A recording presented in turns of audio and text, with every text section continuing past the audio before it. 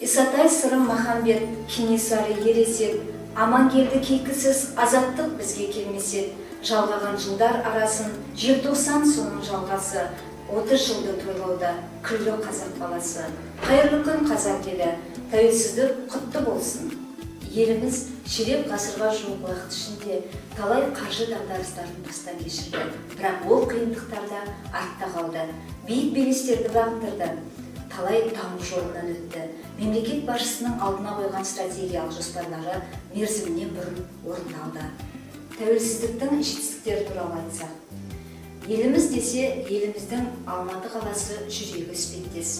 Әрбір шетелдік азаматтың Қазақстан десе, Алматы есіне оралары хақ. Осы Алматының көркеюінде сүбелі үлес қосқан аудандардың бірі 2008 жылы дүниеге келген, құрамында 23 ықшам ауданы бар Алатау ауданы.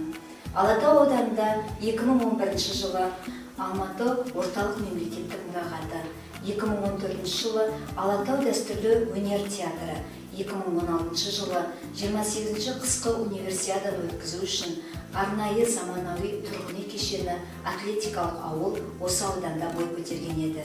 71 шақырымға созылған жаңа жол салынды. Міне, біздің ауданның жетістіктері тәуелсіздік жылдарында осындай еді.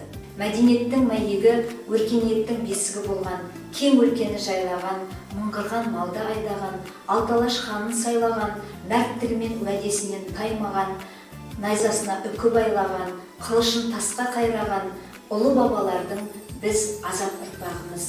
Өткенге бабалар, бүгінге біз, ертеңге жастар жауапты екенін естен шығармайық. Құрметті қазақстандықтар, мереке құтты болсын.